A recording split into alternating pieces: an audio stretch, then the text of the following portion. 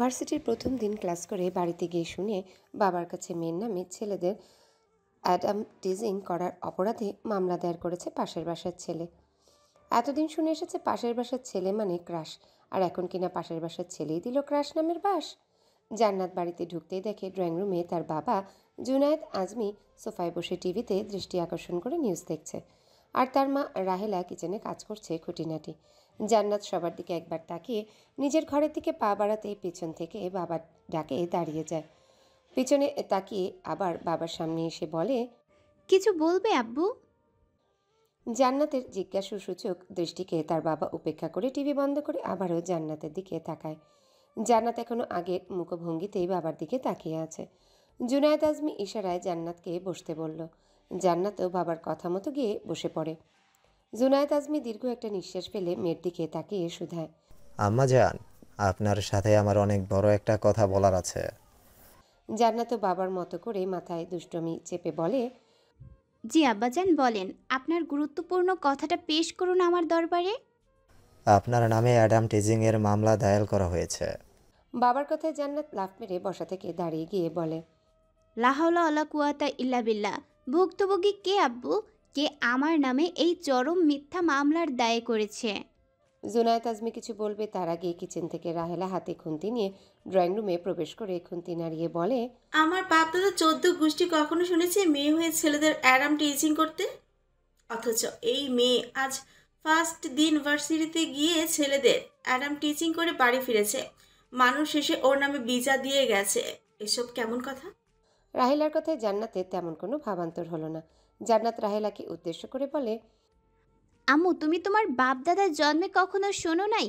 এই নিয়ে নিশ্চয়ই তোমার মনে দুঃখ ছিল, কিন্তু দেখো তোমার দুঃখ নির্বাসন হয়ে গেছে। তোমার মেয়ের জন্মে তুমি সেটা শুনে ফেলেছ। আহা, কি ভালোবাসা তোমার জন্য আমার! জান্নাতের কথায় রাহেলা তেতে ওঠে। জুনায়েদ আজমিকে বলে, মেয়েকে কি তুমি কিছুই বলবে না? মেয়েটা দিন দিন অধঃপতন হচ্ছে।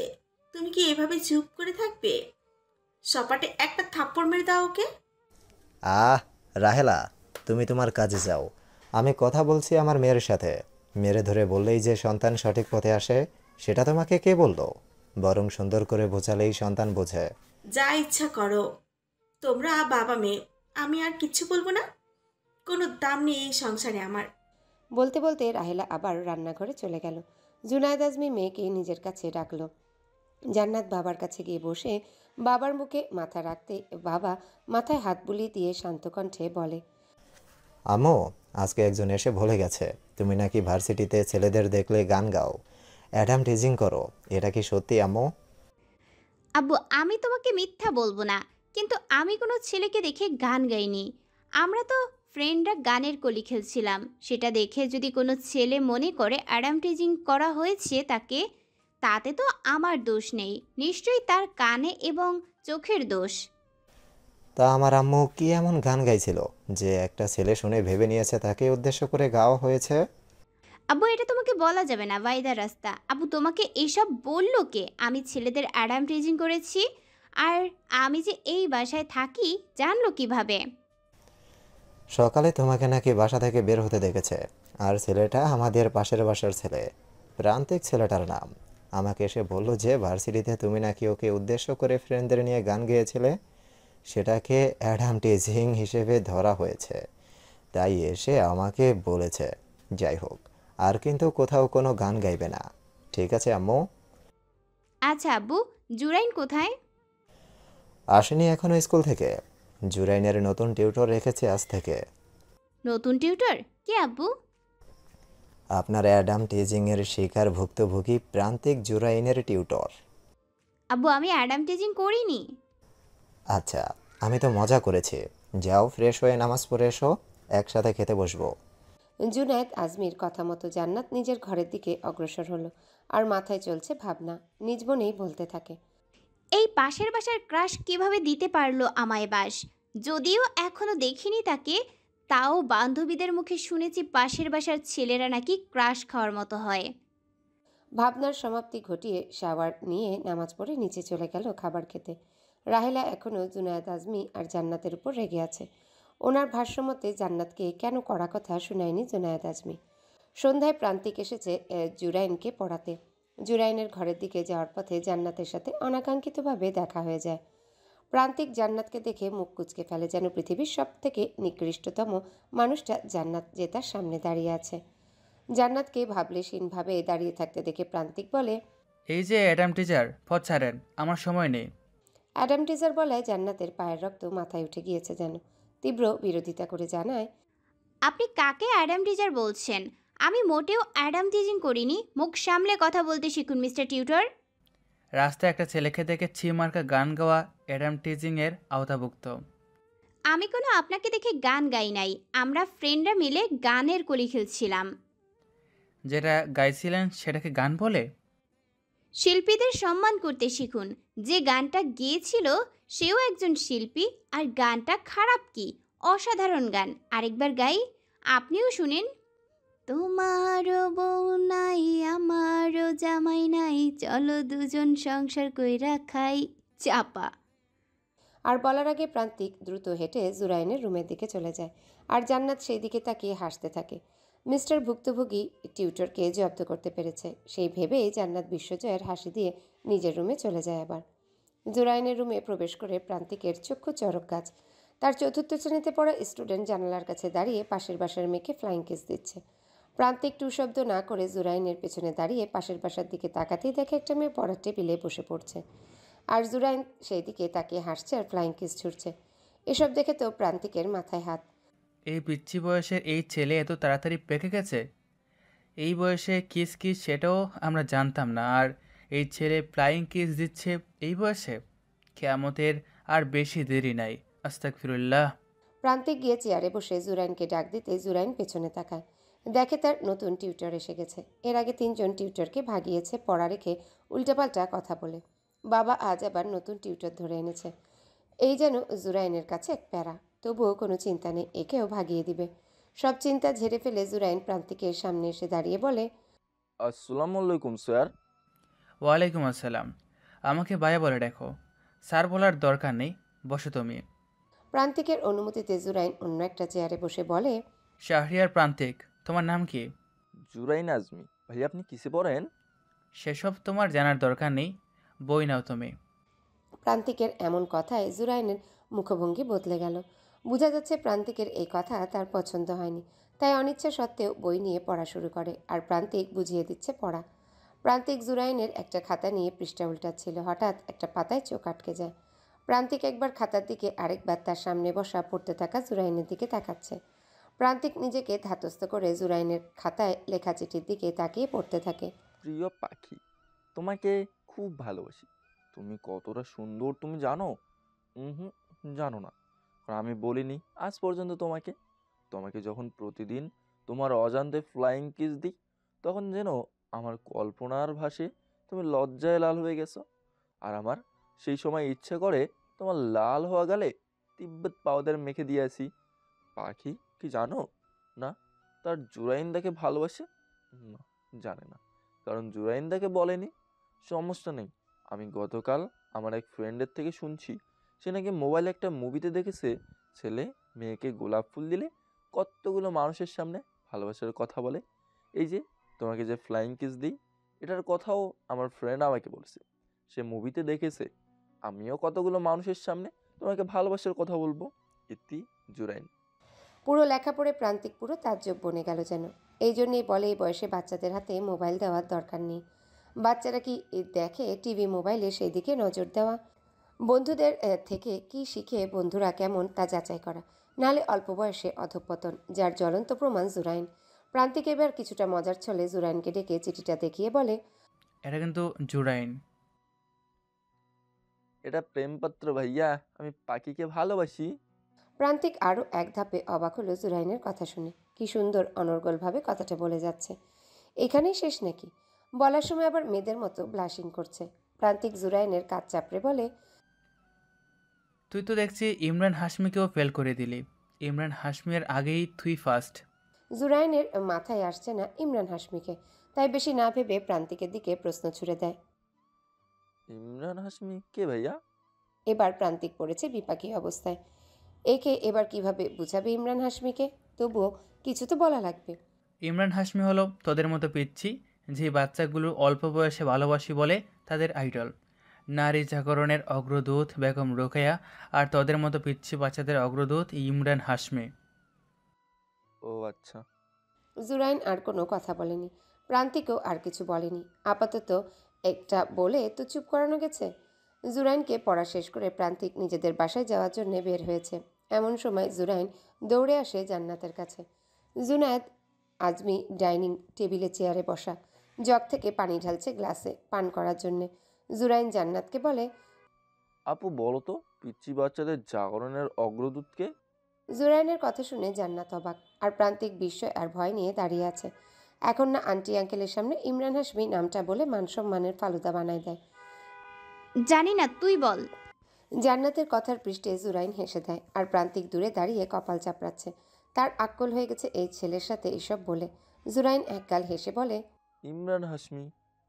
সাথে সাথে ঘরময় কাশির শব্দে প্রতিধ্বনিত হতে শুরু হয়ে গেছে। জুনায়েদ আজমি পানি পান করতে গিয়ে বিষম লেগে কাশি উঠে গেছে জুরাইনের কথা শুনে। জান্নাত কাশতে কাশতে ঘরে চলে গেছে। যাওয়ার আগে প্রান্তিকের দিকে চোখ রাঙানি দিয়ে তাকিয়ে গেছে। বাবা মায়ের সামনে ভাই উদ্ভট কথা একটা বলে কি অপদস্থই না করলো। প্রান্তিকও লজ্জায় বাসা থেকে বেরিয়ে গেছে, আর জুরাইন সবার দিকে তাকিয়ে হাসতে হাসতে মনের সুখে নিজের ঘরে চলে যাচ্ছে, আর মনে মনে বলছে, আই এম শিওর কালকে থেকে এই টিউটরও আসবে না। আজকে লজ্জা পেয়ে গেছে, পড়ানোর প্যারাকে আমার ঘাড়ে চাপিয়ে দিচ্ছে। যতগুলো টিউটর আনা হবে সবগুলোকেই ভাগে দেবো। একটা পিচ্চি বাচ্চার মাথায় কতটা দুষ্টামি বুদ্ধি থাকতে পারে তা হয়তো জুরাইনকে না দেখলে বিশ্বাস হতো না কারো। টিউটরকে ভাগানোর জন্য সবার সামনে লজ্জাকর পরিস্থিতির সৃষ্টি। ঘড়ির কাঁটা রাত 11:30টার ঘরে এসে থেমেছে, কিন্তু জুনায়েদ আজমি আর শাহরিয়ার পাভেলের গল্প এখনও শেষ হয়নি। দুইজন বন্ধুর সাথে পাক্কা রাজনীতিবিদ ছিল, সেই সব নিয়েই গল্প করছে এখন। শাহরিয়ার পাভেল হচ্ছে প্রান্তিকের বাবা। শাহরিয়ার পাভেল রাজনীতি থেকে নিজেকে গুটিয়ে নিয়েছে। এখন তারই মতো রাজনীতির পথে পা বাড়িয়ে কাজ করছে তার বড় ছেলে। জুনায়েদ আজমি 1 বছর আগে রাজনীতি থেকে সরে এসেছে। মেয়েটা দিন দিন বড় হচ্ছে, শত্রুপক্ষের মেয়ের দিকে লোলুপ দৃষ্টি পড়তে বেশি সময় লাগবে না। তাই তো রাজনীতি ছেড়ে দিয়েছেন তিনি, একমাত্র মেয়ের দিকে তাকিয়ে। বুঝলেই পাবেল, অনেক দিন পরেই মনে হলো দুই বন্ধু সেই আগের জীবনে ফিরে গিয়েছে। জুনায়েদ আজমির কথায় শাহরিয়ার পাভেল হেসে উঠে বলে, তা কি আর বলতে, ভাগ্যিস অনাকাঙ্ক্ষিতভাবে দুইজনে পাশাপাশি বাসা কিনেছি। এবার রাতভর জমিয়ে আড্ডা দেওয়া যাবে। তো রাজনীতি পথটা ছাড়লে কেন? ভালোই তো করছিলি তুই। বয়স হয়েছে, চারদিকে দৌড়াদৌড়িতে শরীর খারাপ হয়ে যায় আরও। আমার এই অবস্থা দেখে বড় ছেলে বলেছে সে রাজনীতিতে যোগদান করবে, আমি যাতে এবার সরে আসি। আর ছেলেটাও দেখলাম রাজনীতি করার প্রতি একটা আলাদা ঝোঁক আছে, সাথে ভালোই বোঝে রাজনীতি, তাই আর না করিনি। এখন ওই করেছে সব। ছেলেটাকে তো দেখলাম না, এখানে থাকে না নাকি? ও শহরের বাইরে আছে কাজে, আগামীকাল আসবে ইনশাল্লাহ। যাক ভালোই। সকাল 7টা বাজে। জান্নাত নাস্তা করতে নিচে এসেছে। জুনায়েদ আজমি টিভিতে নিউজ দেখছে। জান্নাত একবার নিউজটা দেখে আবারও সেই দুই বিরোধী দলের মারামারির খবর। এসব প্রতিদিন দেখতে দেখতে বিরক্ত। বাবা কিভাবে এসব দেখে তার বুঝে আসছে না। রাহেলার ডাকে জুনায়েদ আজমি আর জান্নাত দুইজনে গিয়ে চেয়ারে বসে পড়ে নাস্তা করতে। কিছুক্ষণ পর জুরাইনও চলে আসে। আব্বু, তুমি বিরক্ত হও না প্রতিদিন এইসব নিউজ দেখতে দেখতে? খাবার মাঝে জান্নাতের এমন কথায় থমকে যায় জুনায়েদ আজমি। রাজনীতি মেয়েটা পছন্দ করে না তিনি সেটা জানে, কিন্তু কেন পছন্দ করে না তাও ওনার জানার বাহিরে। মেয়ের দিকে তাকিয়ে মুচকি হেসে বলে, আম্মু, তুমি কি ভুলে গেছো তোমার বাবা একজন রাজনীতিবিদ ছিল? না, ভুলিনি আব্বু, কিন্তু প্রতিদিন এত রেষারেষির খবর দেখতে ভালো লাগে না। মানুষের সমস্যাগুলো তো সমাধান হয় না, উল্টো দুই দলের কাড়াকাড়িতে নির্দোষ মানুষের প্রাণ যায়। এক দল চায় মানুষের ভালো করতে, অন্য দল চায় না, তাই তো মারামারির সৃষ্টি হয়। তবে ইনশাল্লাহ একদিন গরিব মানুষদের দেখাশোনার জন্য আল্লাহ কাউকে পাঠাবে। এসব কল্পনা করাও ভুল। পাবেলের বড় ছেলে এবার এমপি পদে দাঁড়াবে। ছেলেটা মাশাল্লাহ বড্ড ভালো। ও যদি এমপি হয়ে যায় মানুষের ভালোর জন্য লাগামহীন কাজ করে যাবে, আমি জানি। তবে দেখবে নির্দোষ মানুষগুলো শান্তি পাবে। পাভেলের বড় ছেলের প্রশংসায় পঞ্চমুখ হওয়া জুনায়েদ আজমিকে দেখে সন্দেহের চোখে তাকালো জান্নাত। ইদানিং জুনায়েদ আজমি পাভেলের বড় ছেলের প্রশংসা একটু বেশি করছে তার কাছে, কিন্তু কেন তা বুঝতে পারছে না এখনো। তা এমপি পদে দাঁড়াক বা এমবি লোড পদে দাঁড়াক, তাতে আমার কি? তুমি ওই ছেলের প্রশংসা আমার কাছে করছো কেন? এমনি বললাম আর কি। মেয়েটার সামনে রাজনীতিবিদ কোনো ব্যক্তিকে নিয়ে সুনাম করা যায় না, চেতে ওঠে। জুনায়েদ আজমি খেয়ে উঠে চলে গেছেন। আজ দুই বন্ধু বের হবে একসাথে, তাই তাড়াতাড়ি রেডি হতে চলে গেছে। জুরাইন খাবার নিয়ে আঁকিবুকি করছে। জান্নাত সেই দিকে তাকিয়ে আছে তীক্ষ্ণ নজরে। তার ভাইয়ের মতিগতি তার কাছে ভালো ঠেকছে না। Something is fishy. খাবার খেতে খেতে জুরাইনকে উদ্দেশ্য করে বলে ওঠে, কিরে জুরু, খাচ্ছিস না যে? কোনো সমস্যা নাকি? হঠাৎ জান্নাতের কথায় জুরাইন কিছুটা আটকে ওঠে। জান্নাত তাকিয়ে আছে ভাইয়ের মুখের দিকে। কি এমন বিষয় নিয়ে এতটাই চিন্তায় মগ্ন ছিল যে জান্নাতের কথায় আটকে উঠল? এই ছোট্ট ভাইয়ের এত কিসের চিন্তা ভাবনা? জুরাইন চারিদিকে একবার চোখ বুলিয়ে নিল, মা কিংবা বাবা আশেপাশে আছে কিনা। বাবা মাকে ধারে কাছে না দেখে একটা তপ্ত নিঃশ্বাস ফেলে জান্নাতের আরেকটু পাশ ঘেঁষে বসে। কেউ যাতে না শুনে তাই অতি সন্তর্পণে জান্নাতকে শুধায়, আপু, প্রেমে পড়লে কি খাওয়ার রুচি চলে যায়? জুরাইনের মুখ থেকে আচমকা প্রেমের কথা শুনে জান্নাত তবদা খেয়ে ভাইয়ের মুখের দিকে তাকিয়ে আছে। তার 10 বছরের ভাই কিনা প্রশ্ন করছে প্রেম নিয়ে। প্রেমে টেমে পড়ল নাকি আবার? জান্নাত অতিশয় নিজেকে ধাতস্থ করে জুরাইনকে বলে, কেন, সেসব জেনে তোর কি কাজ? আর এইসব প্রেম প্রেমের কথা তোর মুখে কেন? এই বয়সে প্রেমের বুলি ফুটেছে মুখে? জুরাইনও নাছর বান্দা। সে আজ জেনেই ছাড়বে তার প্রশ্নের উত্তর, তাই বোনের কথায় পাত্তা না দিয়ে আবারও বলে, এই আপু, আরেকটা প্রশ্ন শোনো না, প্রেমে পড়লে কি পেটের ভেতরে গুড়গুড় করে? জুরাইনের মুখ থেকে প্রেমভিত্তিক রসায়নের কথা যত শুনছে তত জান্নাত অষ্টম আশ্চর্যে পৌঁছে গেছে। তার ভাই আবার এই বয়সে প্রেমে পড়ল না তো? প্রশ্নটা জুরাইনকেই ছুড়ে দিল। জুরু, বাই এনি চান্স তুই আবার প্রেমে পড়িসনি তো? জান্নাতের কথায় জুরাইন ব্লাশিং করতে করতে চেয়ার ছেড়ে উঠে গেল। যাওয়ার আগে পেছন ফিরে জান্নাতকে বলে গেল, এইসব তুই বুঝবি না আপু, এসব বোঝার বয়স তোর এখনো হয় নাই। বলেই জুরাইন এক ছুটে নিজের ঘরের দিকে চলে গেছে, আর রেখে গেছে জান্নাতের মাথায় ঘুরতে থাকা এক ঝাঁক প্রশ্ন। জান্নাত এখনো ভেবে পাচ্ছে না সে বড় নাকি জুরাইন বড়। জুরাইন কিনা তাকে বলে প্রেমের বিষয়ে বোঝার বয়স এখনো হয়নি, অথচ জুরাইনের 10 বছর বয়সে এসব বোঝার বয়স। জান্নাতকে ভ্যাবলার মতো বসে থাকতে দেখে রাহেলা এগিয়ে এসে জান্নাতের কাঁধে হাত রেখে বলে, কিরে, এভাবে বসে আছিস কেন? খাচ্ছিস না যে? কি ভাবছিস এত? মায়ের কথায় জান্নাত সম্বিত ফিরে পায়। রাহেলার মুখের দিকে করুণভাবে তাকিয়ে বলে, আম্মু, আমি বড় নাকি জুরাইন বড়? জান্নাতের মুখ থেকে এমন আবাল মার্কা কথা শুনে রাহেলা চটে গেল। এই মেয়ে পাগল টাগল হলো নাকি? ও কিভাবে জুরাইনের ছোট হবে? রাহেলা তেজি গলায় জান্নাতকে স্বাগতোক্তি করে, তোর মাথা ঠিক আছে? জুরাইন তোর বড় হতে যাবে কেন? না কিছু না। বলে জান্নাত উপরে চলে গেল, আর পিছনে রাহেলা ছেলে মেয়ে দুটোকে বকছে। আজকাল দুইটা সন্তানের কথা কাজ ওনার পছন্দ না। সময়ের কাটা সেকেন্ড মিনিটের ঘর পেরিয়ে ঘন্টার ঘরও অতিক্রম করছে। সন্ধ্যা 6টা বাজে। প্রান্তিক এসেছে জুরাইনকে পড়াতে। ড্রয়িং রুমে জান্নাত বসে আছে। প্রান্তিককে উপরে যেতে দেখে জান্নাত উঠে দাঁড়ায়। প্রান্তিকের সামনে গিয়ে বলে, আসসালামু আলাইকুম মিস্টার ভুক্তভোগী টিউটর, কেমন আছেন? জান্নাতের মুখে ভুক্তভোগী টিউটার কথাটা শুনে প্রান্তিক ভ্রুকুচকে তাকিয়ে বলে, ভুক্তভোগী টিউটর মানে? ওই যে আপনি বললেন না আপনি আমার অ্যাডাম টিজিংয়ের ভুক্তভোগী আর জুরাইনের টিউটর আপনি, তাই সব মিলিয়ে আপনার নাম ভুক্তভোগী টিউটর। একদম আজে বাজে নামে ডাকবে না আমায়। আমার নাম প্রান্তিক, শাহরিয়ার প্রান্তিক। সে আপনার নাম প্রান্তিক হোক বা কার্তিক হোক, তাতে আমার কি? আমি তো আপনাকে ভুক্তভোগী টিউটর বলেই ডাকবো। আমার বাবার কাছে এসে আমার নামে নালিশ করে না। নালিশ দিয়েছি, বেশ করেছি। পথে ঘাটে ছেলেদের অ্যাডাম টিজিং করে আবার কথা বলছে। অ্যাডাম টিজার কোথাকার। ভালো হবে না কিন্তু ভুক্তভোগী টিউটর, একদম আজে বাজে কথা বলবেন না। আমি অ্যাডাম টিজিং করিনি, আমি গান গেয়েছি। আরেকবার গানটা শোনাই। বলেই জান্নাত হাসতে হাসতে গাওয়া শুরু করবে, তার আগে প্রান্তিক দ্রুত কদমে জুরাইনের ঘরে চলে যায়। দুই ভাই বোন কোন দিন তাকে পাগল বানিয়ে পাবনার পাগলাগারোতে পাঠায় সেই চিন্তায় প্রান্তিকের ঘুম চলে আসে চোখে। প্রান্তিক জুরাইনের ঘরে এসে দেখে জুরাইন পড়ার টেবিলে মনমরা হয়ে বসে আছে। প্রান্তিক ভাবছে আজ আবার কি হলো, ছ্যাঁকা খেয়েছে নাকি? প্রান্তিক গিয়ে চেয়ারে বসে। জুরাইন প্রান্তিকের দিকে তাকিয়ে সালাম দিয়ে আবার আগের ন্যায় মুখ চুপসে বসে থাকে। প্রান্তিক জুরাইনকে বলে, কি হয়েছে জুরাইন? কোনো কারণে মন খারাপ? প্রান্তিকের প্রশ্নে জুরাইন একটু নড়ে চড়ে বসে। প্রান্তিকের দিকে প্রশ্ন তাক করে বলে, আচ্ছা ভাইয়া, প্রেমে পড়লে কি পড়াশোনায় মন বসে না বা থাকে না? জুরাইনের থেকে এমন কথার আশা প্রান্তিক করেনি, তাই কিছুটা হকচকিয়ে গেল। বুঝে গেছে তার স্টুডেন্ট বন্ধুদের সঙ্গদোষে আজে বাজে কথায় আসক্ত হয়ে আজে বাজে চিন্তা মাথায় নিয়ে ঘুরছে। একে বুঝাতে হবে ঠান্ডা মাথায়। প্রান্তিক শান্ত দৃষ্টিতে জুরাইনের দিকে তাকিয়ে বলে, শোনো জুরাইন, এসব প্রেম সম্পর্কিত সত্যিকার অর্থে তুমি কিছুই জানো না বা বুঝো না। আসল কথা হচ্ছে স্কুলে তোমার ফ্রেন্ডদের থেকে তুমি যা শুনো সেইগুলো তুমি মাথায় ক্যাচ করে নিয়ে ভাবতে থাকো সেই সব। তাই তোমার মাথায় আজে বাজে ভাবনাগুলো আসে। আর পাখি হয়তো তোমার সাথে একটু মিষ্টি করে আদর করে কথা বলছে, আর তা দেখে তুমি ভাবছো ও তোমাকে পছন্দ করে, এমন করে।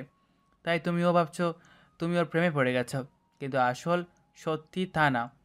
তুমি বন্ধুদের কথাগুলো বেশি ভাবার কারণেই পাখিকে দেখলে তোমার তা মনে হয়। একটা কথা মাথায় রাখো, তুমি চতুর্থ শ্রেণীতে আর পাখি ষষ্ঠ শ্রেণীতে।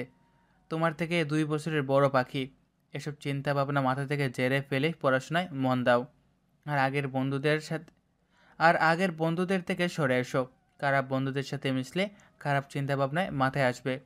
তোমার এই ছোট্ট বয়সে এসব কীভাবে মাথায় আনো? হ্যাঁ, সব কথা শেষ কথা সব কথা শেষ কথা। পাখিকে নিয়ে কিছু ভাববার দরকার নেই। পাখির থেকে যথেষ্ট দূরত্ব নিয়ে থাকবে। বন্ধুদের আজে বাজে কথায় কান দিবে না একদম। অনেকক্ষণ কথা বলার পর প্রান্তিক থামে, তপ্ত নিঃশ্বাস ফেলে। জুরাইনের দিকে তাকিয়ে দেখে জুরাইন চুপ করে নিচের দিকে তাকিয়ে আছে। প্রান্তিক প্রাপ্তির হাসি হাসে, আশা রাখে জুরাইন তার কথা বুঝতে পেরেছে, তাই জুরাইনকে স্বগতোক্তি করে। আমি কি বলেছি বুঝতে পেরেছো জুরাইন? প্রান্তিকের প্রশ্নে জুরাইন নীরবতা ছেদ ঘটিয়ে প্রান্তিকের দিকে তাকিয়ে বলে। জি, বুঝেছি ভাইয়া। প্রান্তিক মুচকি হেসে বলে, কি বুঝছো? আই লাভ হার। জুরাইনের এমন কথায় প্রান্তিক পুরো তাজ্জব বনে গেল যেন। এতক্ষণ এই ছেলেকে কি বুঝিয়েছে আর ও কি বলছে। প্রান্তিক মৃদু চেঁচিয়ে বলে, হোয়াট? ইংরেজি বোঝেন না ভাইয়া? মানে আমি পাখিকে ভালোবাসি। বলেই জুরাইন চেয়ার ছেড়ে উঠে জানালার পাশে গিয়ে দাঁড়ায়। প্রান্তিক সেই দিকে তাকিয়ে কপাল চাপড়াতে থাকে। এই কোন স্টুডেন্টের পাল্লায় পড়লো? শখের বসে টিউটর হয়েছে, এমন স্টুডেন্টকে পড়াতে আসছে যে অল্প বয়সে সব বুঝে পেকে বসে আছে। প্রান্তিক মাথাটা উপরের দিকে তুলে হাত দুটো উপরে মোনাজাতের মতো করে বলে, হে আল্লাহ, এই পেকে যাওয়া পিচ্ছি বাচ্চাকে হেদায়েত দান করো। বলুন সবাই আমিন। রাতের আধারে ব্যালকনিতে বসে আকাশপানে তাকিয়ে আছে জান্নাত। রাত 12টা বাজে, এখনও চোখে ঘুম ধরেনি। তাই তো ব্যালকনিতে এসেছে। কাজের মেয়ে আল্লাদি সিরিয়াল দেখছিল। ড্রয়িং রুমে এসে আল্লাদির সামনে গিয়ে দাঁড়াতে চোখ তুলে তাকিয়ে জান্নাতকে বলে, কিছু লাগবে আপামনি? জান্নাত একবার টিভির দিকে তাকায়, এখনও সিরিয়াল চলছে টিভিতে। মেয়েটা একেবারে সিরিয়াল খোর। জান্নাত তপ্ত নিঃশ্বাস ফেলে বলে, আমাকে কফি করে দিতে পারবি? আপনি ঘরে যান, আমি নিয়ে আসছি আপামনি। আচ্ছা। বলেই জান্নাত আবারও নিজের ঘরে এসে ব্যালকনিতে দাঁড়ায়। প্রান্তিকদের বাড়ির বাইরে একটা লাইট জ্বলছে। সেই লাইটের আলোয় তাদের সেই দিকটা পুরো আলোকিত হয়ে আছে। কিছুক্ষণ পরে আল্লাদি কফি নিয়ে এসে জান্নাতের হাতে দেয়। জান্নাতের পাশেই দাঁড়ায়। জান্নাত সেই দিকে তাকিয়ে বলে, রাত 12:15 বাজে, ঘুমাবি না? ঘুম আসতেছে না আপামনি? তোর বাড়ির সবাই এখন কেমন আছে? আছে, এখন আল্লাহর রহমতে ভালোই। আম্মা এখন ভালোই আছে, তাই বিকেলে রওনা দিছি বাড়ি থেকে। আস্তে আস্তে আর কি রাত 8টা বাজে গেছে। ওহ। বলে জান্নাত চুপ করে গেল। আল্লাদি গেল না, জান্নাতের পাশেই দাঁড়িয়ে থাকলো। দুজনার মধ্যে নীরবতা চলছে। হঠাৎ গাড়ির শব্দ কর্ণকুহরে প্রবেশ করতে দুজনা বেলকনির নিচের দিকে তাকায়। পাশের বাসার দিকে কালো একটা গাড়ি এসে থেমেছে। পাশের বাসা তো প্রান্তিকদের বাসা। প্রান্তিকদের বাসার সামনেই গাড়িটা থেমেছে। জান্নাত ভেবে কিছু বলবে, তার আগেই আল্লাদি চিৎকার করে বলে ওঠে, চোর খালামণি, প্রান্ত ভাই গো, বাড়িতে চোর আইছে। জান্নাত তবদা খেয়ে যায়। চোর মানে কি বুঝাতে চাইছে আল্লাদি? তাই আল্লাদির দিকে তাকিয়ে বলে, মানে কিসের চোর? কই চোর? আল্লাদি উৎকণ্ঠ হয়ে বলে, আপামনি, এখনকার চোররা হাইফাই হয়ে মাইকু করে আসে, যাতে কেউ না বুঝতে পারে ওরা চোর। প্রান্তবাইগো বাড়ির সামনে যে গাড়ি থামছে ওইটা চুরগো গাড়ি। জান্নাত অবাক হয়ে একবার গাড়ির দিকে তাকায়, আবার আল্লাদির দিকে তাকায়। গাড়ি থেকে এখনও কেউ বের হয়নি। তবে কি সত্যি এটা চোরদের গাড়ি? আসলেই কি তাই? আল্লাদি আবার বলে ওঠে, হ আপামনি, আমি যাই, চোররে ধরতেছে। আপনি খালুজানরে নিয়ে আসেন, আজকে চোরের গোষ্ঠী শুদ্ধ পুলিশে দেব। বলেই আল্লাদি দৌড়ে চলে যায়। যাওয়ার সময় চোর চোর বলতে বলতে যায়। জান্নাত কফির মগটা ব্যালকনিতে রেলিংয়ের উপর রেখে দৌড়ে যায় জুনায়েদ আজমির ঘরের সামনে। জুনায়েদ আজমির ঘরের সামনে এসে দরজায় ঠকঠক আওয়াজ করতে থাকে। জুনায়েদ আজমি উঠে এসে দরজা খুলে জান্নাতকে দেখে কিছু বলবে, তার আগে জান্নাত বলে ওঠে, আব্বু পাবেল আঙ্কেলদের বাসায় চোর এসেছে, তাড়াতাড়ি চলো। বলেই জান্নাত ছুট লাগালো। তার পিছনে জুনায়েদ আজমিও ছুটতে লাগলো। রাহেলাও ঘর থেকে মোবাইলটা নিয়ে তাদের পেছনে পেছনে ছুটে গেল। প্রান্তিকদের বাসার সামনে এসে দেখে কালো একটা গাড়ির সামনে 4টা ছেলে দাঁড়িয়ে কথা বলছে। 4টার মুখেই মাস্ক লাগানো। এবার আরও শিওর হয়ে গেল এরা চোর। জুনায়েদ আজমি দৌড়ে গিয়ে ক্যাপ মাথায় দেওয়া একটা ছেলেকে পেছন থেকে জড়িয়ে ধরে বাকি ছেলেদের উদ্দেশ্যে বলে, একদম পালাবি না, যেমন আসছিস তেমন দাঁড়িয়ে থাক। চুরি করতে এসেছিস তাই না? আজকে সব কয়টাকে পুলিশে দেব। বলেই জান্নাতের দিকে তাকিয়ে আবারও বলে, জান্নাত, তুই প্রান্তিক আর তোর পাবেল আঙ্কেলকে ফোন দে তো, বল চোর ধরেছি, তাড়াতাড়ি নিচে আসতে। বলে জুনায়েদ আজমি ধরে রাখা ছেলেটাকে আরও জাপটে ধরল। আল্লাদি একটা মোটা লাঠি নিয়ে বাকি 3টা ছেলের সামনে দাঁড়িয়ে আছে। আগন্তুক 4 ছেলের মাথার উপর দিয়ে সব কিছু যাচ্ছে। কি হচ্ছে তাদের সাথে এসব কিছুই বুঝতে পারছে না। জান্নাত জুনায়েদ আজমির কথা মতো পাভেলকে ফোন করেছে, কিন্তু ফোন রিসিভ হচ্ছে না, তাই প্রান্তিককে দিয়েছে। 3বার রিং হতে প্রান্তিক ফোন ধরে ঘুম ঘুম কণ্ঠে বলে, এত রাতে ফোন দেওয়ার মানে কি? কে আপনি? জান্নাত প্রান্তিকের কথার উত্তর না দিয়ে বলে, মিস্টার ভুক্তভোগী টিউটর, চোর ধরা পড়েছে, তাড়াতাড়ি নিচে আসুন। চোরের কথা শুনতে প্রান্তিক ঘুম থেকে লাফ মেরে উঠে ফোনে কান রেখে চোর চোর বলে চিল্লিয়ে ওঠে। ওইদিকে প্রান্তিকের চিল্লানিতে জান্নাতের কানের পর্দা ফেটে গেল। যেন জান্নাত খেকিয়ে উঠে ফোনেই বলে, আপনাদের বাসার সামনে চোর ধরেছি। এই চুপ করুন, চোর নিচে আপনাদের বাসার সামনে ধরা পড়েছে, তাড়াতাড়ি নিচে আসুন আঙ্কেলকে নিয়ে। বলেই ফোন কেটে দেয়। পাভেলকে আরও 2বার ফোন দিতে তিনি ফোন রিসিভ করে। জান্নাত সব কিছু বলে ওনাকে। প্রান্তিক নিচে এসে দেখে জুনায়েদ আজমি একটা ছেলেকে জড়িয়ে ধরে আছে। ছেলেটা নড়চড় করছে ছাড়া পাওয়ার জন্যে। এবার প্রান্তিকেও গিয়ে ছেলেটাকে জড়িয়ে ধরে বলে, কিরে চোর, আমাদের বাসায় চুরি করতে এসেছিস? এখন তো ধরা পড়ে গেলি, কি করবি আবার?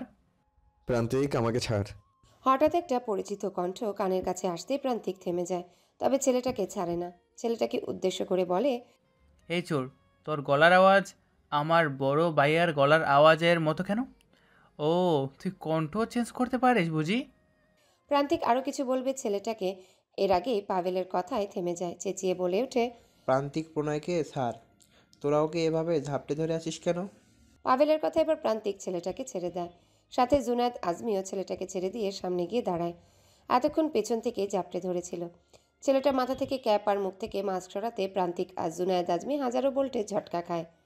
প্রান্তিক তো অবাক হয়ে বলে, ভাইয়া তুমি? এবার তো জান্নাত, রাহেল আর আল্লাদিও অবাক হয়ে তাকিয়ে আছে। তার মানে এতক্ষণ তারা সবাই যাকে চোর ভাবছিল সে চোর নয়, শাহরিয়ার পাভেলের বড় ছেলে। পাভেল এগিয়ে এসে জুনায়েদ আজমির কাছে দাঁড়ায়। প্রণয়ের দিকে তাকিয়ে বলে, কিরে, চিনতে পারিস নি ওকে? ও আমার বড় ছেলে প্রণয়। পাভেলের কথায় জুনায়েদ আজমি বলে, ওকে তো চিনতে পেরেছি, মিস আন্ডারস্ট্যান্ডিং হয়ে গিয়েছিল, তাই পেছন থেকেই ওকে না চিনে চেপে ধরেছি, ভেবেছিলাম চোর টোর হবে। জুনায়েদ আজমির কথায় প্রণয় সালাম দিয়ে হেসে বলে, আমি বুঝতে পেরেছি আঙ্কেল, তাই তো জোর দিয়ে ছাড়ানোর চেষ্টা করিনি। পরে যদি আপনি ব্যথা পেতেন ছাড়াতে গিয়ে। ভাগ্যিস আমাদের 2 বাসা ছেড়ে কোনো বাসার কেউ আসেনি, তাহলে মান সম্মান সব যেত আজ। প্রণয়ের কথায় পাভেল জুনায়েদ আজমি হেসে দেয়। প্রান্তিক ভয়ে চুপ করে আছে। ভুল বুঝে ভাইকে চোর ভেবে জাপটে ধরেছে। তার ইচ্ছে করছে এখন গিয়ে জান্নাতের মাথাটা ফাটিয়ে দিতে। 2 ভাই বোন আস্ত ভেজাল। পাভেল হেসে জুনায়েদকে বলে, এই চোরের খবর তোকে এত রাতে দিল কে? একেবারে ছুটে এলি। পাভেলের কথায় জান্নাত মুখ কাচুমাচু করে রাহেলার পেছনে গিয়ে দাঁড়ায়। রাহেলা মেয়ের দিকে তাকিয়ে ঠোঁট টিপে হেসে দেয়। জুনায়েদ আজমি কিছু বলবে তার আগে জান্নাত রাহেলার পেছন থেকেই বলে ওঠে, আব্বু আমাকে আল্লাদি বলেছে, তাই তোমাকে বলেছি। জান্নাতের কথায় আল্লাদি সামনে এসে বলে, খালুজান, আমি কালা গাড়ি দেখে ভাবছি চোর। এখনকার চোররা তো হাইফাই স্টাইলে আসে, তাই আর কি। চুপ থাক, গর্ধব কোথাকার, যা বাসায় যা। জুরাই একা বাসায়। জুনায়েদ আজমির কথায় আল্লাদি এক দৌড়ে বাসায়। এতক্ষণে রাহেলার আড়াল থেকে বের হয়ে আসে জান্নাত। প্রান্তিক বাসার ভিতর চলে যায়। রোকসানা প্রণয় প্রান্তিকের মা। রাহেলার সাথে কিছু কথা বলে তিনিও বাসার ভিতর চলে যায়। জুনায়েদ আজমি পাভেলের সাথে দাঁড়িয়ে কথা বলছে। প্রণয়ও বাকি 3টা ছেলের সাথে দাঁড়িয়ে কিছু কথা বলছিল। জান্নাত ইতস্ততভাবে প্রণয়ের পাশে গিয়ে বলে ওঠে, শুনুন। জান্নাতের কথায় প্রণয় জান্নাতের দিকে তাকায়। এতক্ষণ মেয়েটার দিকে তেমনভাবে তাকায়নি। এখন জান্নাতের কথা একটু মনোযোগ দিয়ে তাকায়। প্রণয় জান্নাতের দিকে এক পলক তাকিয়ে অন্যদিকে চোখ ঘুরিয়ে নেয়। তবে মেয়েটার পুরো মুখশ্রী, এর মধ্যে নাকের ডগায় ঠিক মাঝখানের লালচে কালো তিলটা নজর কাড়া। মুখের দিকে তাকালে ওই তিলে সর্বপ্রথম চোখ যায়। সরি। জান্নাতের পুনরায় কথায় প্রণয় সম্বিত ফিরে আসে। ভ্রুকুটি কুচকে বলে, সরি ফর হোয়াট? আসলে আমি বুঝতে পারিনি, তাই আব্বুকে বলেছিলাম, আর আব্বু আপনাকে ইয়া ভেবে জাপটে ধরেছে, তাই সরি।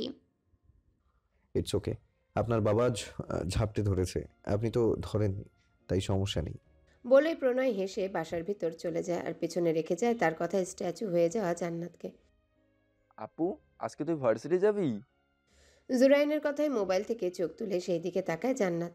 স্কুলের ইউনিফর্ম গায়ে জুরাইন প্রশ্নাত্মক চাহনি নিয়ে তাকিয়ে আছে তার দিকে। জান্নাত জুরাইনকে স্বাগতোক্তি করে। কেন, কোনো প্রয়োজন তোর? গেলে আসার সময় আমার জন্য দুটো লাল গোলাপ নিয়ে আসিস।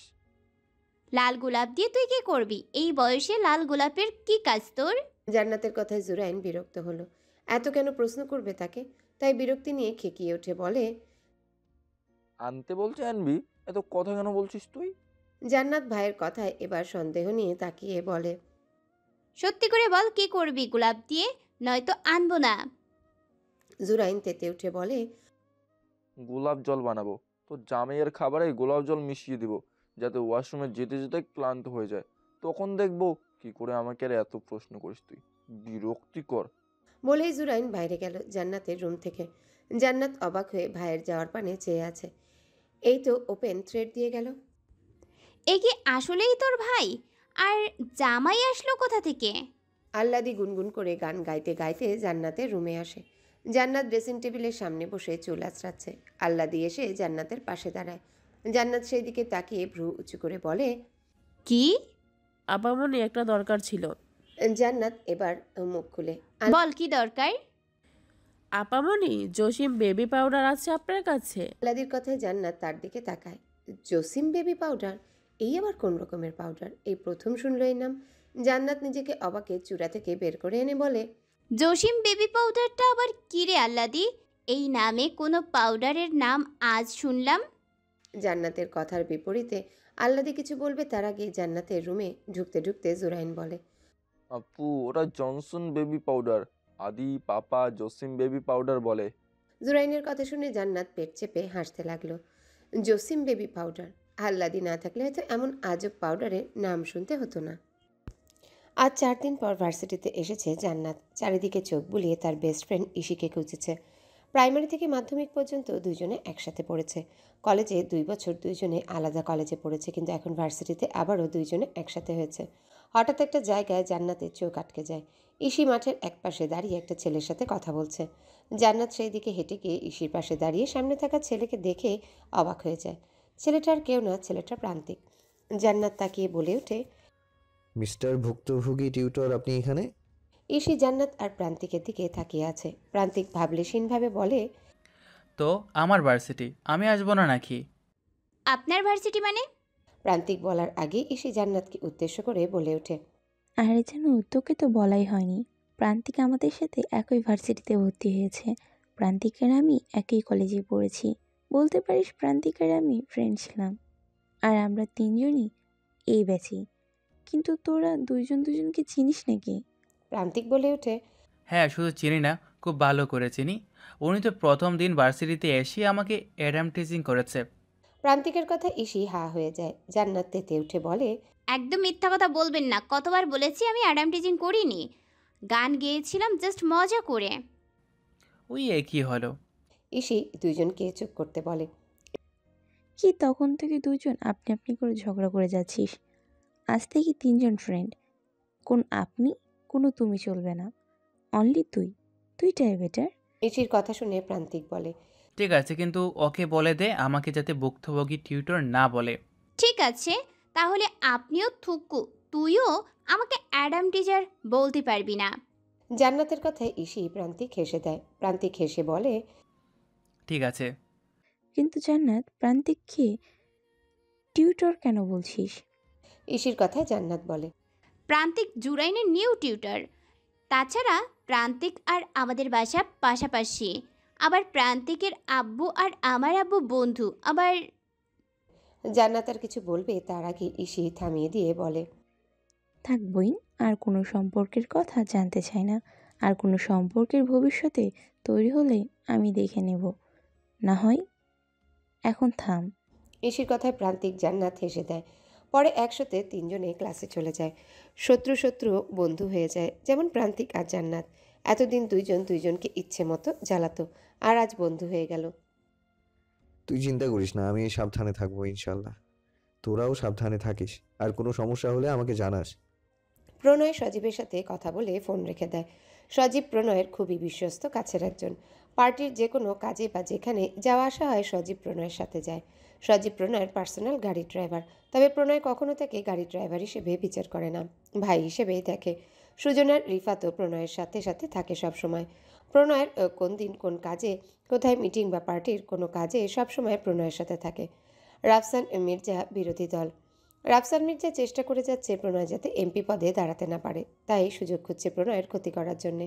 রাফসান মির্জা এখন যখন জানতে পেরেছে প্রণয় বাসায় থাকে সবার সাথে, যে কোনো সময় এর লোক পাঠাতে পারে মারার জন্যে। সজীব কোনোভাবে সেটা জানতে পেরে প্রণয়কে জানিয়েছে। জুরাইন স্কুল থেকে বাসায় যাচ্ছিল, হঠাৎ সামনের দিকে চেয়ে দেখে পাখিও বাসায় যাচ্ছে। তাই দ্রুত হেঁটে পাখির পাশে গিয়ে দাঁড়িয়ে বলে, কেমন আছো পাখি? হঠাৎ কারো মুখে নিজের নাম শুনতে পাখি চমকে ওঠে। পাশে তাকিয়ে দেখে জুরাইন। জুরাইনকে বরাবরই পাখির কাছে ভালো লাগে। গুলুমুলু ছেলেটা, বয়সের তুলনায় একটু বেশি লম্বা আসে। দেখলে সবাই বলবে হয়তো ক্লাস 6-এ পড়ে, চতুর্থ শ্রেণীর কেউ বলবে না। পাখি মুচকি এসে বলে, আলহামদুলিল্লাহ ভালো। তুমি কেমন আছো জুরু? পাখির মুখোচ্চারিত জুরু ডাক শুনেই জুরাইন খুশিতে আটখানা হয়ে গেছে। বুকের বাঁ পাশে হাত দিয়ে বলে, এভাবে বলো না পাখি, এখানে লাগে। জুরাইনের কথায় পাখি অবাক হয়ে বলে, এসব কোথা থেকে শিখলে জুরাইন? আমার একটা ফ্রেন্ড আছে, ওর আম্মুর মোবাইলে মুভিতে এরকম দেখেছে, পরে স্কুলে এসে আমাদের বলেছে, তাই জানি। এসব বলা ভালো না ভাই। তুমি আর ওই ফ্রেন্ডের সাথে থাকবে না, ওগুলো খারাপ ফ্রেন্ড ভাইয়া।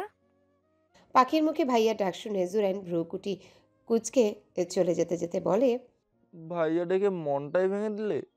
পাখি মূর্তির ন্যায় দাঁড়িয়ে আছে। এই পিচ্ছি বাচ্চা ছেলে সব কী বলে। সন্ধ্যা 6:30 বাজে। প্রান্তিক জুরাইনকে পড়াচ্ছে জুরাইনের রুমে। জান্নাত নিজের রুমে বসে ফোন ঘাঁটছে। হঠাৎ আল্লাদি এসে বলে, আপামনি একটা কথা বলার ছিল। জান্নাত তাকিয়ে আছে আল্লাদির দিকে আর ভাবছে আজকে আবার কোন আজগুবি পাউডারের নাম শুনে আল্লাহ ভালো জানে। জান্নাত তপ্ত নিঃশ্বাস ফেলে মোবাইল একপাশে রেখে বলে, বল কি বলবি? কালকে আমাকে একটু সুন্দর করে সাজিয়ে দিতে পারবেন আপামনি? কেন, কই যাবি তুই? কালকে আমার বেবি ট্যাক্সি এর সাথে দেখা করতে যাবো আপামনি। বেবি ট্যাক্সি, এটা আবার কি নাম? আসলে আপামনি, ওর নাম বেবি ট্যাক্সি না, ওর নাম হলো শাকিল। ও তো মূর্খ, পড়াশোনা কিছুই করে নাই। আমরা দুইজনে। গ্রামে একদিন এক শহরের শিক্ষিত আপা আইসে কি দরকারে, লগে জামাইও আইসে ওই আপা তার জামাইরে নাকি বেবি কইয়া ডাকছিল। শাকিলে এটা শুনে একদিন আমারও বেবি বলে ডাকছে। এটা শুনে ফেলছে আমাদের পাশের ঘরের লিটনে পুরো গ্রাম করছে এই কথা যে শাকিল আমারে বেবি বলে ডাকছে। সেই থেকে শাকিলরে সবাই বেবি ট্যাক্সি বলে ডাকে। সেই জন্য মাঝে মাঝে আমারও মুখ ফসকে বেবি ট্যাক্সি নামটা চলে আসে। আল্লাদির কথা শুনে জান্নাত হাসি চেপে রাখতে না পেরে হেসে দেয়। এই মেয়েটা এসব আজগুবি কথার ঝুলি কই থেকে বের করে। ও পুরো মানুষটা আস্ত কমেডি। জান্নাত কোনো মতে হাসতে হাসতে আল্লাদিকে বলে, ঠিক আছে, যা সাজিয়ে দিব। বলেই আবারও হাসতে থাকে। আল্লাদি জান্নাতের ঘর থেকে চলে যায়। জান্নাত হাসতে হাসতে ব্যালকনিতে গিয়ে দাঁড়ায়। রিফাতের সাথে আগামীকালকের পার্টির মিটিংয়ের কথা ফোনে বলতে বলতে ব্যালকনিতে আসে প্রণয়। হঠাৎ কারো খিলখিল হাসির ধ্বনি কানে এসে বাজাতেই পাশের বাসার ব্যালকনির দিকে তাকিয়ে দেখে গত পরশু রাতের মেয়েটা একা একা হাসছে। প্রণয় কথা শেষ করে ফোনটা কেটে দিয়ে জান্নাতকে উদ্দেশ্য করে বলে, এই যে মিস, একা একা হাসছেন কেন? হঠাৎ কারো কথা শুনতে পেয়ে জান্নাত কথার উৎসর দিকে ফিরে দেখে পাশের ব্যালকনিতে প্রণয় দাঁড়িয়ে আছে, তার দিকে প্রশ্নাত্মক দৃষ্টি ফেলে। জান্নাত হাসি থামিয়ে বলে, কিছু না, এমনি একটা কথা মনে পড়ছিল বারবার, তাই হাসছিলাম। জান্নাতের কথায় প্রণয় মুচকি হাসে। কি অমায়িক সে হাসি, ঠোঁটের কোণে হাসিটা লেগে আছে। জান্নাত প্রণয়কে বলে, তা আপনি এখানে, মানে এই সময় ব্যালকনিতে? দরকারি একটা কল এসেছিল, তাই কথা বলতে এখানে আসা। না আসলে তো দেখতে পেতাম না কেউ এখানে হাসছে সুন্দর করে। শেষের কথাটা প্রণয় বিড়বিড় করে বলে। জান্নাত সেটা দেখে বলে, কিছু বলছিলেন? প্রণয় থতমত খেয়ে যায়, তবে সেটা প্রকাশ না করে বলে, জান্নাত আজমি। জান্নাত, মাশাআল্লাহ, নামটা সুন্দর আপনার। আপনার নাম শাহরিয়ার প্রণয়, আই অ্যাম রাইট? ইয়া। প্রণয় নামের অর্থ কি জানেন? ভালোবাসা। হ্যাঁ। আপনাকে বরং আমি মিস্টার ভালোবাসা বলেই সম্বোধন করি। মিস্টার ভালোবাসা? হ্যাঁ, তবে শুধু নাম হিসেবে, কোনো কেমিস্ট্রি নেই কিন্তু এর মাঝে। জান্নাতের কথায় প্রণয় সেই অমায়িক হাসিটা ঠোঁটের কোণে ফুটে তুলে বলে। আচ্ছা। প্রণয়ের কথার বিপরীতে জান্নাত এক চিলতে হাসি উপহার দেয়, আর প্রণয় তাকিয়ে থাকে জান্নাতের নাকে সেই লালচে কালো তিলটার উপর। ওই তিলটায় যেন মুখশ্রীর অর্ধেক সৌন্দর্য ধরে রেখেছে। তাহলে আপনি এমপি পদে দাঁড়াবেনই? রাফসান মির্জার কথায় প্রণয় তার দিকে তাকিয়ে মুচকি হেসে বলে, জি ইনশাল্লাহ, আল্লাহর নাম নিয়ে দাঁড়াবো, বাকিটাও আল্লাহর ইচ্ছে। প্রণয়ের এত শান্ত কথা রাফসান মির্জার পছন্দ হয়নি, তাই তীব্র বিরক্তি নিয়ে স্বগতোক্তি করে বলে, ঠিক আছে, বেস্ট অফ লাক, দেখা যাক আপনি জিতেন কিনা। জি ইনশাল্লাহ। বলেই প্রণয় হেসে দেয়। রাফসান মির্জা চেয়ার ছেড়ে উঠে বেরিয়ে যায়। যাওয়ার সময় কেবিনের দরজাটা ঠাস করে বন্ধ করে যায়, যেন সব রাগ দরজার উপর দিয়ে গেছে। প্রণয় সেই দিকে তাকিয়ে হেসে দেয়। রাফসান মির্জা আজকে পার্টি অফিসে এসেছে প্রণয়কে বলতে যাতে নির্বাচনে না দাঁড়ায়, কিন্তু প্রণয় সম্পূর্ণ বিরোধিতা করে বলেছে সে নির্বাচনে দাঁড়াবে। প্রণয়ের কেবিনের বাইরে দাঁড়িয়ে রিফাত নক করে বলে। প্রণয় সেই দিকে তাকিয়ে হেসে বলে, হাই। প্রণয়ের অনুমতি পেয়ে রিফাত, সজীব, সুজন ভিতরে ঢুকে। তিনজনই এসেই সামনে দাঁড়ায়। সুজন কিছু একটা বলতে চাইছে, প্রণয় বুঝতে পেরে অভয় দিয়ে বলে, সুজন কিছু বলবি? প্রণয় থেকে অভয় পেয়ে সুজন বলে, প্রণয় ভাই, আমাদের দলের জামিলের লাশ পাওয়া গেছে। প্রণয় চেয়ারে মাথা এলিয়ে চোখ বন্ধ করেছিল। সুজনের কথা শুনে চট করে চোখ খুলে সেদিকে তাকিয়ে বলে, মানে জামিলের লাশ পাওয়া গেছে মানে কি? কোথায় পাওয়া গেছে ওর লাশ? গতকাল আমাদের পার্টি অফিসের পিছনে। তোরা আমাকে আজকে কেন বলছিস? গতকাল কেন বলিসনি? প্রণয়ের কথায় সজীব বলে ওঠে, ওহ, আমি ল্যাপটপে একটা মিটিংয়ে ছিলাম তখন, তাই ফোন বন্ধ ছিল। লাশটা দেখেছে কে আগে? রিফাত ছলছল চোখে বলে ওঠে, টোকাই ময়লা কুড়াতে এসেছে দেখে চিৎকার করে উঠে, তখন আমাদের একজন গার্ড আর দারোয়ান গিয়ে দেখে জামিলে এক লাশ এক সাদা পলিথিনে পেঁচিয়ে ফেলে রেখেছে। ওকে খুব বীভৎসভাবে মেরেছে প্রণয় ভাই। ওর চেহারাটা পর্যন্ত বোঝা যাচ্ছিল না ঠিক মতো। ওর ঠোঁট সহ সারা মুখে ব্লেড দিয়ে কাটা হয়েছিল, মাথায় রডের আঘাত ছিল অনেক, হাতের প্রতিটা আঙ্গুলে হাড্ডি ভেঙে দিয়েছিল।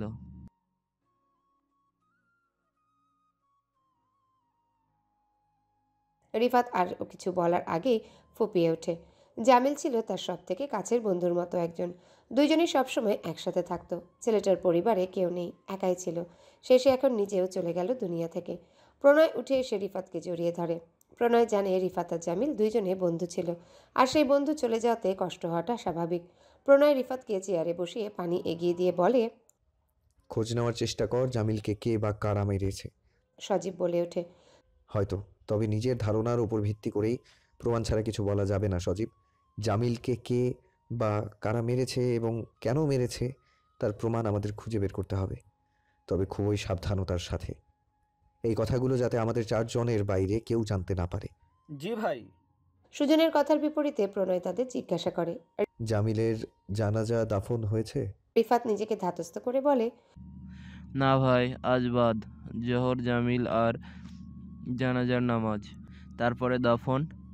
আচ্ছা ঠিক আছে, তোরা গিয়ে ওর জানাজা দাফন কাজের ব্যবস্থা কর, আমি একটু পরেই আসছি। ওরা তিনজন বেরিয়ে যেতেই প্রণয় আবার চেয়ারে মাথা এলিয়ে দেয়। বারবার মাথায় আসছে, হয়তো জামিল কিছু একটা জানতে পেরেছে কারো ব্যাপারে, হয়তো সে সেটা জানতে পেরেই জামিলকে পথ থেকে সরিয়ে দিয়েছে, কিন্তু কি? এই শিশি, চল আজকে ফুচকা খাবো। প্রান্তিকের মুখে নিজের নামের বিকৃতি শুনে ইসে ধুম করে প্রান্তিকের পিঠে একটা কিল বসিয়ে দিল। ব্যথা পেয়ে প্রান্তিক চোখ কুচকে পিঠে এক হাত দিয়ে আরেক হাতে ইসির চুল টেনে দিয়ে বলে, ইসির বাচ্চা শিশি, তোর এই হাতুড়ি মার্কা হাড্ডি দিয়ে একদম আমাকে মারবি না। কি কে এগুলো এমন লোহার মতো বানিয়েছিস? প্রান্তিকের হাত থেকে নিজের চুল ছাড়িয়ে প্রান্তিকের চুল টেনে ধরে বলে, আমার নাম ইসি, তুই শুধু শিশি বলছিস। যতবার শিশি বলবি ততদিন মার খাবি আমার হাতে। জান্নাত এদের দুইজনের চুলাচুলি দেখে অবাক। একটা মেয়ে ছেলে কিনা চুল নিয়ে টানাটানি করে। দুইটা মেয়ে হলে তো মানা যেত। জান্নাত চিৎকার করে উঠে বলে, থামবি তোরা? কি শুরু করেছিস এসব? সতীনে বোধ হয় এত ঝগড়া করে না। তোরা যেই পরিমাণ ঝগড়া করস, ভার্সিটিতে পড়ছিস অথচ এখনো ঝগড়া করস বাচ্চাদের মতো। ইসি জান্নাতের দিকে তাকিয়ে বলে, প্রান্তিকের বাচ্চা আমাকে শিশি কেন বলে? ওকে কয়েকদিন বলেছি আমার নাম ইসি। ওই, আমার কোনো বাচ্চা কাচ্চা নেই, আমি পিওর সিঙ্গেল। প্রান্তিকের কথায় ইসি মুখ বেঁকিয়ে প্রান্তিকের কথা ভেঙিয়ে বলে, পিওর সিঙ্গেল। প্রান্তিক আরও কিছু বলবে তার আগে জান্নাত বলে ওঠে, ঠিক আছে, তোরা দুইজন ঝগড়া কর, আমি যাই। একদম আমার সাথে আসবি না দুইজনে। বলেই জান্নাত হাঁটতে শুরু করে। প্রান্তিক আর ইসি দুইজনের দিকে চোখ গরম করে তাকিয়ে জান্নাতের পিছন পিছন দৌড়াতে শুরু করে। জান্নাত দুইজনের দিকে তাকিয়ে হেসে দেয়। ফুচকা স্টলের সামনে দাঁড়িয়ে আছে জান্নাত, ইসি, প্রান্তিক। তিনজনে 3 প্লেট ফুচকা অর্ডার দিয়ে 3টা চেয়ারে বসে আছে ফুচকা আসার অপেক্ষায়। হঠাৎ জান্নাতের ব্যাগের ভিতরে ফোন বেজে উঠতেই ফোন নিয়ে উঠে একপাশে এসে দাঁড়িয়ে কথা বলে। কথা বলা শেষ করে ফোন ব্যাগে ঢুকাবে তার আগে দেখে তার সামনে একটা ছেলে দাঁড়িয়ে আছে। জান্নাত ছেলেটার দিকে ভ্রু কুঁচকে তাকায়। ছেলেটাও নির্লিপ্ত চাহনিতে তার দিকে তাকিয়ে আছে। জান্নাত এবার নিজে থেকেই বলে ওঠে, কিছু বলবেন? ছেলেটার থেকে কোনো উত্তর পেল না। এবার একটু জোরেই জান্নাত বলে, কি কিছু বলবেন? ছেলেটা এবার মুখে কিঞ্চিত হাসি ঝুলিয়ে বলে, তোমাকে খুব চেনা চেনা লাগছিল, কিন্তু ঠিক মনে করতে পারছিলাম না, তাই কাছে আসা পরিচিত হওয়ার জন্য। জান্নাত আলতো হেসে বলে, গোলাকার পৃথিবীতে কোনো মানুষের সাথে বারবার রাস্তায় বা অলিগলিতে দেখা হওয়াটা খুব বেশি অস্বাভাবিক না। তা আপনার যাদেরকেই চেনা চেনা লাগে তাদের সবার সাথে কি পরিচিত হতে কি কাছে যান? লোকটা জান্নাতের কথায় থতমত খেয়ে যায়। মেয়েটা শান্ত কথায় তাকে অপমান করলো না তো? না, তা না, আসলে তোমাকে একটু। লোকটা জান্নাতের কথার বিপরীতে বলে ওঠে, খুব বেশি পরিচিত মানুষরাও প্রথম দেখাতে আপনি বলে সম্বোধন করে, আর সেখানে আপনার কাছে আমাকে চেনা চেনা লাগছে কিন্তু আপনি আমাকে তুমি করে সম্বোধন করছেন। বিষয়টা দৃষ্টিকটু না? বলেই জান্নাত চুপ করে নিজের ফোনের দিকে তাকায়। লোকটা জান্নাতের দিকে ডান হাত এগিয়ে দিয়ে বলে, সরি, বাই দ্য ওয়ে, আমি রাফসান মির্জা। জান্নাত এবার লোকটার দিকে একবার তাকায়। শুধু ছোট্ট করে ও আচ্ছা বলে সেখান থেকে প্রান্তিক আর ইসির কাছে চলে আসে।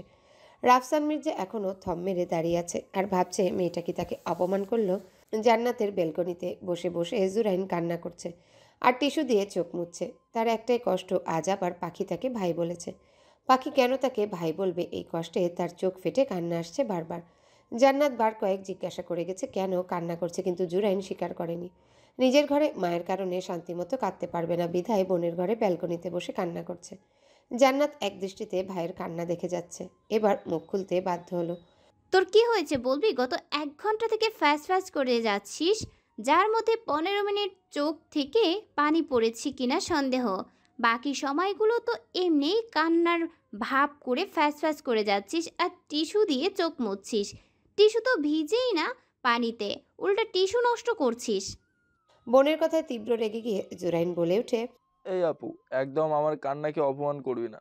পানি না আসলে আমার কি দোষ? আমি তো কাঁদতে চাইছি, কিন্তু চোখ থেকে পানি আসছে না। না আসলে আমি কি করব? তো কান্না করার কারণটা কি সেটাই তো বলবি।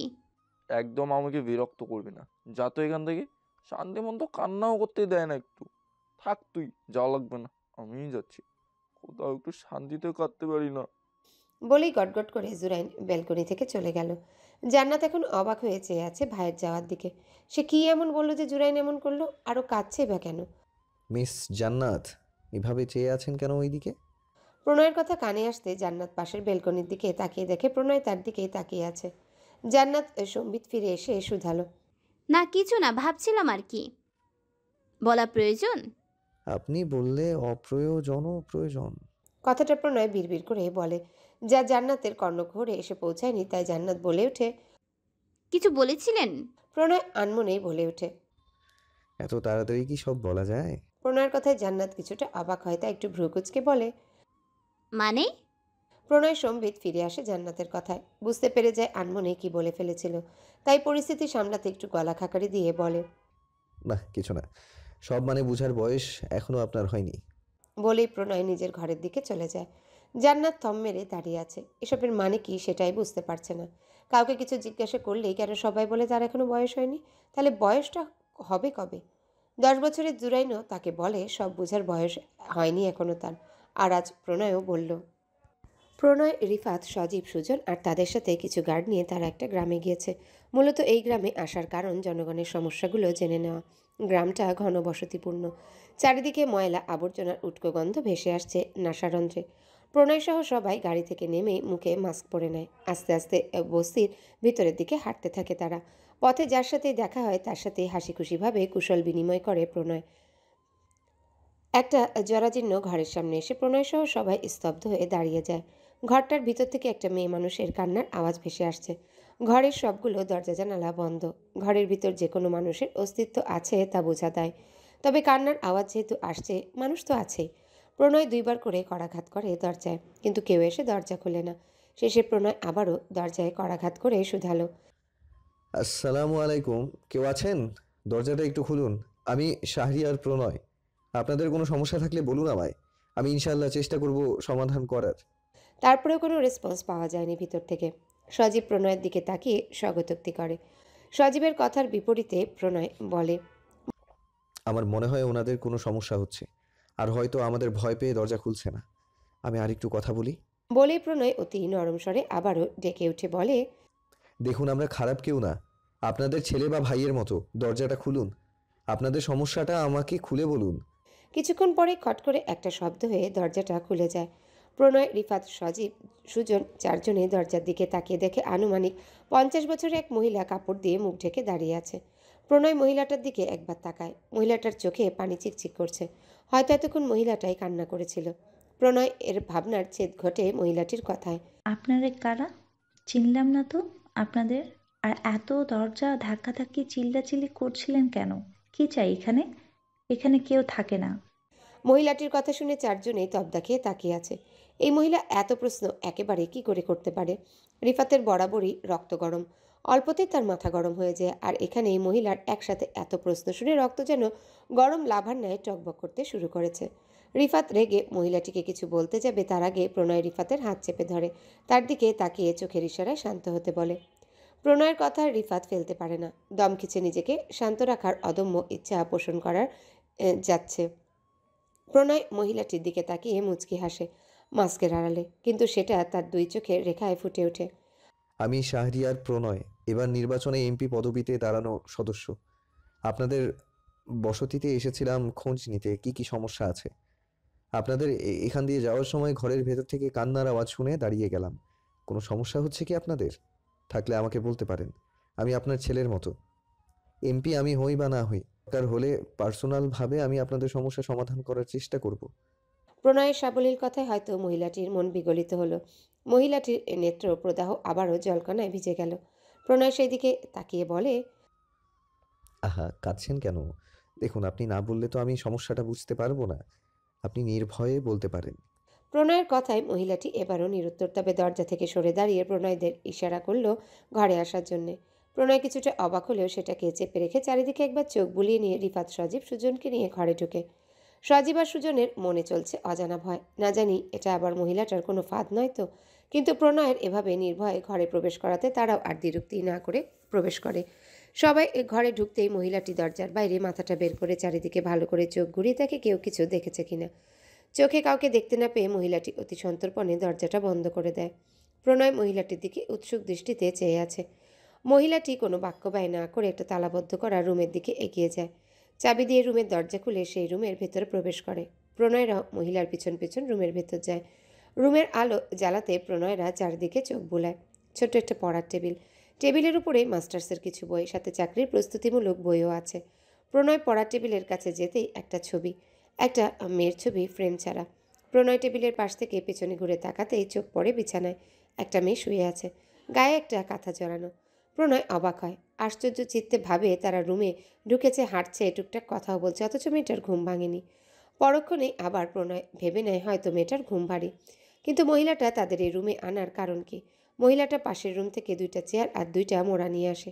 নিজে গিয়ে শুয়ে থাকা মেয়েটার মাথার পাশে বসে। প্রণয় আর রিফাত চেয়ারে বসে, সজীব, সুজন মোড়ায় বসে। প্রণয় মহিলাটির দিকে তাকিয়ে বলে, আন্টি, আমাদের এই রুমে আনার কারণ? ওনার তো ঘুমাতে সমস্যা হবে। আমরা পাশের রুমে গিয়ে না হয় কথা বলি। প্রণয়ের কথায় মহিলাটি চোখের পানি মুছে বলে, বাবা, আমার মেয়েটা যে স্বাভাবিক নেই, ও আর কোনো দিন স্বাভাবিক হবে কিনা জানি না। মহিলাটির কথায় প্রণয়দের চারজনেরই পিলে চমকে ওঠে। স্বাভাবিক নেই মানে? এবার তারা চারজনে মেয়েটার দিকে ভালো করে তাকায়। তাকিয়ে তারা অষ্টম আশ্চর্যে পৌঁছে যায়। এতক্ষণ মেয়েটার দিকে ভালো করে নজর না দেওয়াতে বুঝতে পারেনি। এখন একটু ভালো করে চেহারার দিকে তাকাতেই দেখে মেয়েটার মুখে গলায় অসংখ্য আঁচড়ের দাগ। ফর্সা চেহারা যেগুলো স্পষ্ট ফুটে আছে, যেন কোনো জন্তু জানোয়ার মেয়েটাকে আক্রমণ করেছে। প্রণয় এবার মহিলাটির দিকে তাকিয়ে বলে, ওনার এই অবস্থা কি করে হলো? গণধর্ষণ করা হয়েছে আমার মেয়েটাকে। এই কথাটা বলেই মহিলাটি ফুপিয়ে কেঁদে ওঠে। প্রণয় চেয়ার ছেড়ে উঠে দাঁড়িয়ে মেয়েটার নাকের সামনে দুটো আঙ্গুল দিয়ে দেখে যে মেয়েটার নিঃশ্বাস চলছে, তার মানে বেঁচে আছে। প্রণয় গলা এবং হাতে ও পালস রেট চেক করে। প্রণয় গলা খাকারি দিয়ে চেয়ারে বসে মহিলাটির দিকে প্রশ্ন ছুড়ে দেয়, আন্টি, আপনার মেয়েকে আপনারা পেলেন কোথায়? আর ওনার নিঃশ্বাস তো চলছে, কিন্তু চোখ খোলা নেই কেন? প্রণয়ের কথায় মহিলাটি এবার বড় করে দুটো তপ্ত নিঃশ্বাস ত্যাগ করে প্রণয়ের দিকে তাকিয়ে বলে, আমার মেয়ের নাম লাবণ্য। আমার পরিবারে আমি আর আমার মেয়ের টিউশনের টাকা দিয়ে সংসার আর তার পড়াশোনার খরচ চলে। আমিও মানুষের বাড়িতে কাজ করি সুযোগ পেলে। মেয়েটা এবার মাস্টার্সে পড়ে। বাইরে থেকে বাড়ি আসতে আসতে প্রতিদিন লাবণ্যের বিকেল হয়ে যায়, কিন্তু 2 দিন আগে সন্ধ্যা হয়ে যাওয়ায় পরে লাবণ্য বাড়ি ফিরে না আসায় আমি একটু চিন্তায় পড়ে যাই। তবে নিজের মনকে বুঝে দেই হয়তো আজকে টিউশনে বেশি সময় নিয়ে পড়াচ্ছে। ফোন দিচ্ছি, ফোন বন্ধ। ওর একটা ছাত্রীর মাকে নাম্বার দিল আমার কাছে। ওনার কাছে ফোন দিয়ে জানতে পারলাম লাবণ্য নাকি তার বাসায় যায়নি পড়াতে। আমি এবার একটু বেশি চিন্তায় পড়ে যাই। ঈশার নামাজের সময় হয়ে আসছিল, মেয়েটা এখনো বাসায় আসেনি। পাশের ঘরে রহিমা ভাবিকে নিয়ে বের হই লাবণ্যকে খুঁজতে। কলপারে গেলেই দেখি একটা গাড়ি দরজা খুলে কিছু একটা ফেলে দিয়ে আবার দ্রুত চলে যায় গাড়িটা। আমি আর রহিমা ভাবি ফেলে দেওয়া জিনিসটার কাছে যেয়ে দেখি ওটা আর কিছু না, ওটা আমার লাবণ্য। বিধ্বস্ত অবস্থায় বস্ত্রহীন আমার মেয়েটাকে নিস্তেজ হয়ে পড়ে আছে। মহিলাটি কিয়ৎক্ষণ থেমে থেকে আবারও বলতে শুরু করে, আমি আর রহিমা ভাবি তাড়াতাড়ি করে দুইজনে গায়ের ওড়না দিয়ে ওর শরীর ঢেকে ঘরে নিয়ে আসি। বারবার ডাকাডাকি। মেয়েটা একটু চোখ খুলে শুধু স্পষ্ট স্বরে বিভি বলেই জ্ঞান হারায়। আর কথা বলেনি। অস্পষ্ট ওইটুকুই কথা বলার কারণে বুঝিনি বি বলেছে নাকি ভি বলেছে। ওই রাতে ডাক্তার নাকি সবার অগোচরে ডাক্তার দেখে বলে আমার মেয়েটাকে গণধর্ষণ করেছে এবং ধর্ষণের পর হাই ডোজের ড্রাগ দেওয়া হয়েছে লাবণ্যকে, যার ফলে লাবণ্য ঘুমায় চলে গেছে। আমার মেয়েটাকে নিয়ে জরাজীর্ণ বাড়িতে পড়ে আছি। লোকমুখের কথার ভয়ে ঘর থেকে বের হই না। বাপের বাড়ির ভাইদের সাথে সম্পত্তি নিয়ে ঝগড়া করে বের করে দিয়েছে ভাগ না দিয়ে। বছর 2 আগে স্বামী মারা গেছে। একমাত্র মেয়ে ছিল আমার সম্বল। সেই মেয়েটাকেও ওরা পশুরা খুবলে শেষ করে দিল। বলেই মহিলাটি কান্না করতে থাকে। প্রণয়দের চোখে জ্বলছে, হয়তো কান্নার অনুমতি চাইছে নেত্রপ্রদাহে উপস্থিত হওয়ার জন্যে। আম্মু, আমি আর কতবার বলবো, আমার এখনো বিয়ে করার কোনো ইচ্ছে নেই। বিশেষ করে যারা মেয়েকে দেখতে এসে পরীক্ষার পয়েন্ট জিজ্ঞেস করে, তাদের বাড়িতে তো বিয়ে করে যাওয়ার কোনো ইচ্ছাই নেই আমার। বলেই জান্নাত ছাদে চলে যায়। রাহেলা মেয়ের যাওয়ার দিকে তাকিয়ে নিঃশ্বাস ফেলে। এই মেয়েকে বোঝানোর কর্ম ওনার না, বুঝে গেছেন। গত মাসে পাশের বাসার পাখির মা একটা প্রস্তাব নিয়ে এসেছিল জান্নাতের জন্যে। ছেলের ফ্যামিলি ওনার রিলেটিভ। ছেলেদের বাড়ি থেকে দেখতে এসে জান্নাতকে পরীক্ষায় পয়েন্ট জিজ্ঞাসা করেছে। এটা নিয়ে জান্নাতের বিরোধিতা। তাই তো রাহেলা বিয়ের কথা বললে জান্নাত কথায় কথায় এটা বলে। ছাদে রেলিং ঘেঁষে দাঁড়িয়ে আছে জান্নাত। চারিদিকের উত্তপ্ত রৌদ্রের ঝাঁজ যেন রোদের তেজে পৃথিবীটাকে ঝলসে দিয়েছে। দক্ষিণ থেকে বাতাস এসে গায়ে দোলা দেয়। এই খাখা আর রোদ্দুরে এমন বাতাসও যেন শরীরের জন্য তৃপ্তির সহিত। হঠাৎ গাড়ির আওয়াজে জান্নাত ছাদ থেকে নিচের দিকে তাকায়। একটা কালো গাড়ি যাচ্ছে। গাড়িটাকে চিনতে জান্নাতের বেগ পেতে হয়নি। তার জান্নাতের ভাষ্যমতে এটা মিষ্টির ভালোবাসার গাড়ি। গাড়িটা থেকে চোখ তুলে শূন্য দৃষ্টি ফেলে সুদূরে তাকিয়ে থাকে। এই ভর দুপুরে ছাদে দাঁড়িয়ে কি রৌদ্র সেবন করছেন? প্রণয়ের কণ্ঠ কানে আসতেই জান্নাত দেখে শুভ্র পাঞ্জাবি, চোখে রিমলেস চশমা, মুখের কালো মাস্কটা খুলতে খুলতে কথা বলছে পাশের ছাদে দাঁড়িয়ে থাকা প্রণয় নামের যুবকটি। জান্নাত একটু ভালো করে পরখ করে যুবকটিকে।